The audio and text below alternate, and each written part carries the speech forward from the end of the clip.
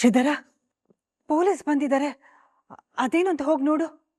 ಅದಕ್ಕೆ ನಾನು ನೋಡ್ಕೊಂಡ್ ಬರ್ತೀನಿ.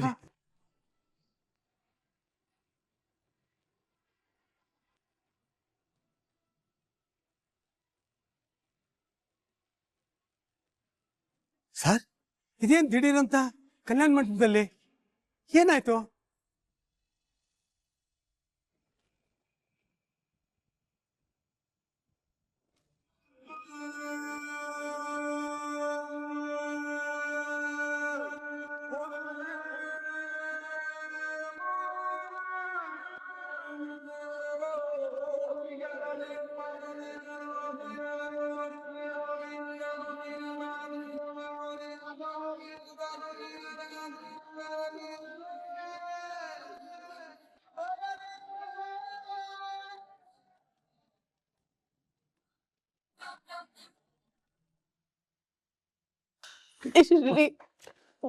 ಪ್ರೇಮ ಬಂದಿದ್ದಾಳೆ.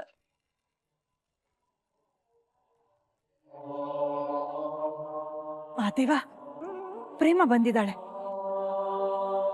ಜೊತೆಗೆ ರಾಮು ಇದ್ದಾನೆ. ಬಾ, ಅದೇನು ಅಂತ ಹೋಗಿ ನೋಡೋಣ.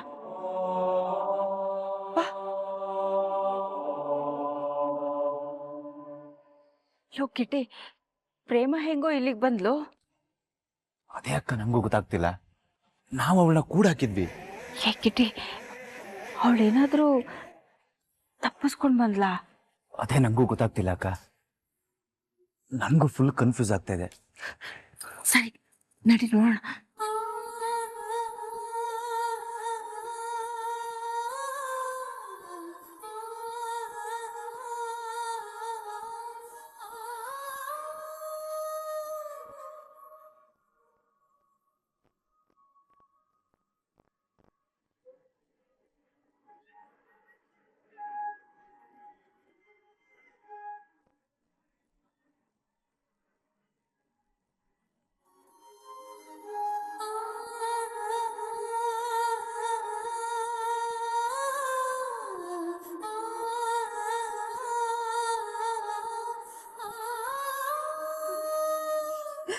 ಎಲ್ಲಮ್ಮ ಹೋಗಿದ್ದೆ? ಈ ಮದ್ವೆ ಇಷ್ಟ ಇಲ್ಲ ಅಂತ ನನ್ನ ಹತ್ರ ಒಂದ್ ಮಾತು ಹೇಳ್ಬೋದಾಗಿತ್ತಲ್ಲಮ್ಮ. ಯಾಕಮ್ಮ ಹೀಗ್ ಮಾಡ್ದೆ? ಯಾಕೆ ಬಂದೆ? ಹಾ, ಯಾಕೆ ಬಂದೆ? ನಿನ್ನಷ್ಟು ನಂಬಿದ್ವಲ್ಲೇ ನಾವು. ಊರ್ ಜನದ ಮುಂದೆ ತಲೆ ತಗ್ಸೋಂಗ್ ಮಾಡ್ಬಿಟ್ಟಿಯಲ್ಲ ನಿನ್ನನ್ನು.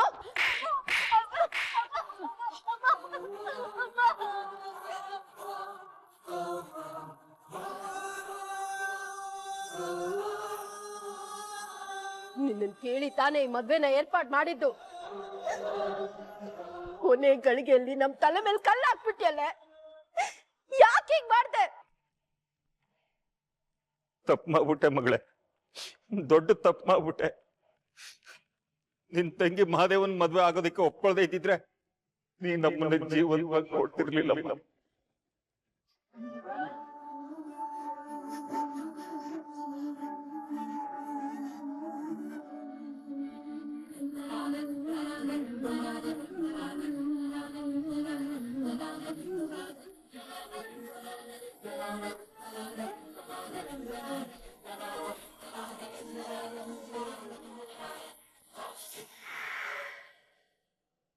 ಏನಪ್ಪ ಹೇಳ್ತಿದ್ದೀರಾ? ಹೌದು ಕಣಮ್ಮ, ನಿನ್ ತಂಗಿನೇ ಇವತ್ತು ನಮ್ಮ ಮಾನ ಪ್ರಾಣನೆಲ್ಲ ಕಾಪಾಡಿದ್ದು.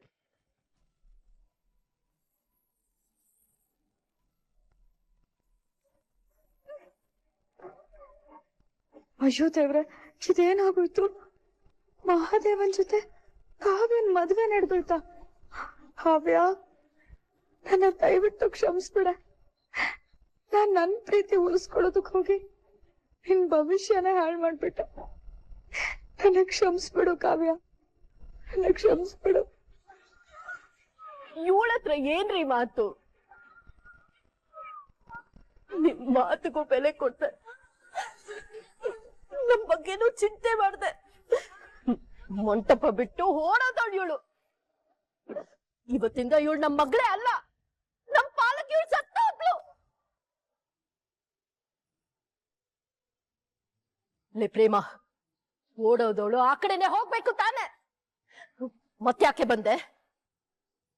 ಹೋ, ನಾವ್ ಬದುಕಿದೀವೋ ಸತ್ತಿದೀವೋ ಅಂತ ನೋಡಕ್ ಬಂದ್ಯಾ?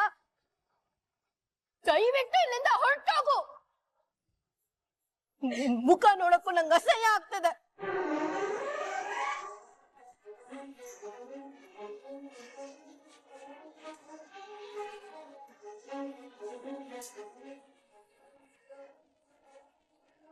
ನಾನು ಓಡೋಗಿರ್ಲಿಲ್ಲ ಅಮ್ಮ, ನನ್ನ ಕಿಡ್ನಾಪ್ ಮಾಡಿದ್ರು.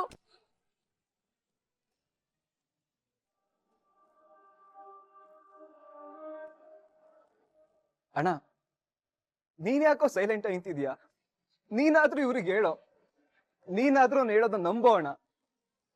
ನಾನ್ ಈ ತರ ಕೆಟ್ಟ ಕೆಲ್ಸ ಮಾಡೋನಲ್ಲ ಅಣ್ಣ, ತಪ್ಪು ಮಾಡಿಲ್ಲ, ನಾನ್ ನಿಜವಾಗ್ಲೂ ತಪ್ಪು ಮಾಡಿಲ್ಲ ಅಣ್ಣ. ನೋಡು ರಾಮ್, ನೀನ್ ನನ್ನ ತಮ್ಮನೇ ಇರ್ಬೋದು, ನನಗೆ ನಿನ್ ಮೇಲೆ ಬೆಟ್ಟದಷ್ಟು ಕಾಳಜಿನೂ ಇರ್ಬೋದು, ಆದ್ರೆ ಇದು ಒಂದು ಹೆಣ್ಮಗು ಜೀವನದ ಪ್ರಶ್ನೆ. ನೀನೇ ತಪ್ಪು ಮಾಡಿದ್ಯಾ ಅಂತ ಎಲ್ಲ ಸಾಕ್ಷಿಗಳು ಹೇಳ್ತಾವೆ. ಹಂಗಿರ್ಬೇಕಾದ್ರೆ ನಾನು ಹೆಂಗ್ಲ ನಿನ್ ಪರ ವಹಿಸ್ಲಿ? ತಪ್ಪಿನ ಪರ ವಹಿಸಿದ್ರೆ ನಾನು ತಪ್ಪಾಗ್ಬಿಡ್ತೀನಿ. ನಾನ್ ಇದನ್ನೆಲ್ಲ ನಂಬಲ್ಲ. ರಾಮ್ ಇಂತ ಕೆಟ್ಟ ಕೆಲ್ಸ ಮಾಡಕ್ ಸಾಧ್ಯನೇ ಇಲ್ಲ. ಇದ್ರ ಹಿಂದೆ ಏನೋ ಸಂಶಯ ಇದೆ. ಈ ಪ್ರೇಮನೇ ಏನೋ ಮಾಡಿದಾಳೆ. ನೋಡು ಪ್ರೇಮ, ನನ್ ಬಗ್ಗೆ, ನನ್ ತಂದೆ ಬಗ್ಗೆ ನಿನಗೆ ಗೊತ್ತಿಲ್ಲ. My dad is an influential person. ತುಂಬಾ ದೊಡ್ಡ ದೊಡ್ಡ ಜನ ಎಲ್ಲ ಗೊತ್ತಿದ್ದಾರೆ. ನೀನ್ ಇವತ್ತು ಎಲ್ರು ಮುಂದೆ ಉಳ್ಕೋಬಹುದು, ಆದ್ರೆ ನಾವ್ ಇನ್ವೆಸ್ಟಿಗೇಷನ್ ಶುರು ಮಾಡ್ಸಿದ್ರೆ ಎಲ್ಲಾನು ಆಚೆ ಬರುತ್ತೆ. ಅವಾಗ ಸಿಕ್ಕಿ ಒದ್ದಾಡೋಕ್ಕಿಂತ ಇವಾಗ್ಲೇ ನೀನ್ ಮಾಡಿರೋ ತಪ್ಪನೆಲ್ಲ ಒಪ್ಕೊಂಡು ನಿನ್ ಜೀವ ಉಳಿಸ್ಕೊ. Hello madam, what is this? Are you threatening us? ನಿಮ್ಗೆ ಎಷ್ಟೇ ಇನ್ಫ್ಲೂಯೆನ್ಸ್ ಇದ್ರು ನಮ್ಗೇನು? ನಿಮ್ ದುಡ್ಡಿಂದ ನಮ್ಮನ್ನ ಹೆದರ್ಸಕ್ ನೋಡ್ಬೇಡಿ. ನಾವ್ ಅದಕ್ಕೆ ಹೆದರೋದು ಇಲ್ಲ, ಬಗ್ಗೋದು ಇಲ್ಲ.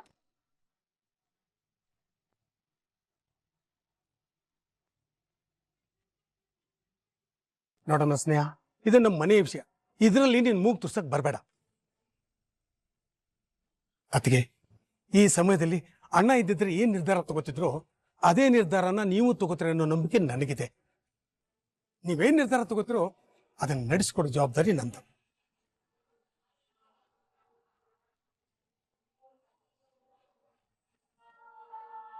ನೀವೆಲ್ರೂ ತಲೆಯಲ್ಲಿ ಏನ್ ತುಂಬಿಕೊಂಡಿದ್ದೀರಾ? ಈ ಹುಡುಗಿ ಮಾತು ಕೇಳಿ ಊರಿಗೆ ಒಳ್ಳೆಯವನಾಗಿರೋ ನನ್ ಮಗನ್ನೇ ತಪ್ಪಿತಸ್ಥನಾಗಿ ಮಾಡ್ತಾ ಇದ್ದೀರಾ? ಇಲ್ಲ, ನನ್ ಮಗನ್ ಮೇಲೆ ಅಪವಾದ ಹೊರಿಸೋದಕ್ಕೆ ನಿಮ್ಗೆ ಯಾವ ಅಧಿಕಾರನೂ ಇಲ್ಲ. ಇದು ಸರಿಯಾದ ವಿಚಾರಣೆ ಆಗ್ಲಿ. ಇನ್ನು ಏನ್ ವಿಚಾರಣೆ ಆಗ್ಬೇಕು? ಮಧು ಮಗಳನ್ನ ಪ್ರಜ್ಞೆ ತಪ್ಪಿಸಿ ಕಿಡ್ನಾಪ್ ಮಾಡಿ ಯಾವ್ದೋ ದೇವಸ್ಥಾನ ಕರ್ಕೊಂಡು ಹೋಗಿ ತಾಳಿ ಕಟ್ಟಿದ್ದಾರೆ. ಆಮೇಲೆ ಅವಳು ಕೈ ಕಾಲ್ ಕಟ್ಟಿ ಕಾಲ್ ಡಿಕ್ಕಿಲ್ ಹಾಕಿ ಎಲ್ಲಿಗೋ ಕರ್ಕೊಂಡು ಹೋಗಕ್ ನೋಡಿದ್ದಾರೆ. ಆ ಟೈಮಲ್ಲಿ ಪೊಲೀಸ್ ನೋಡಕ್ ಸಿಕ್ಬಿದ್ದಿದ್ದಾರೆ. ಅದು ಅಲ್ಲದೆ ರಾಮ್ ಅಕ್ಕಂಗ್ ಕಳ್ಸಿರೋ ಮೆಸೇಜಸ್ ಇವೆ. ಇನ್ನು ಏನ್ ಸಾಕ್ಷಿ ಬೇಕು? ಕಾವ್ಯ, ನಿನ್ ಕೋಪ ನನಗೆ ಅರ್ಥ ಆಗತ್ತೆ. ಕೆಲವೊಂದು ವಿಷಯಗಳಲ್ಲಿ ನಾವು ವಿಚಾರಿಸಿ ನಿರ್ಧಾರ ತಗೋಬೇಕು. ನೀನೇನು ಯೋಚನೆ ಮಾಡಬೇಡ. ನಾನು ತಗೊಳ್ಳೋ ನಿರ್ಧಾರದಿಂದ ಖಂಡಿತವಾಗ್ಲೂ ನಿಮ್ಮ ಅಕ್ಕನಿಗೆ ನ್ಯಾಯ ಸಿಕ್ಕೇ ಸಿಗತ್ತೆ.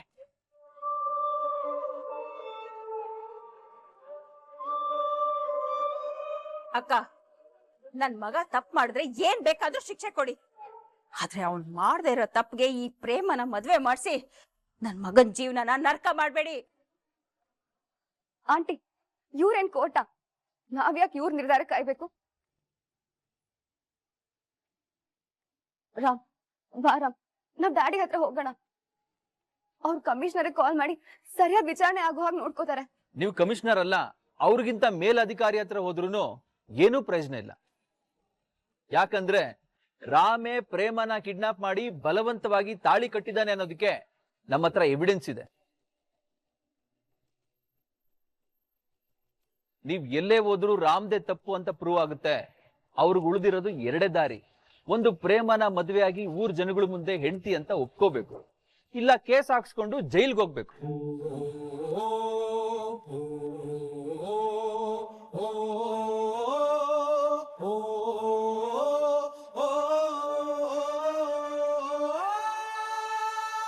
ನೀವೆಲ್ಲ ನನ್ನ ಬಗ್ಗೆ ತಪ್ಪು ತಿಳ್ಕೊಂಡಿದ್ದೀರಾ ಸರ್. ನಾನು ರಾಮ್, ಸಾಕ್ ಮಾಡು, ಸಾಕು.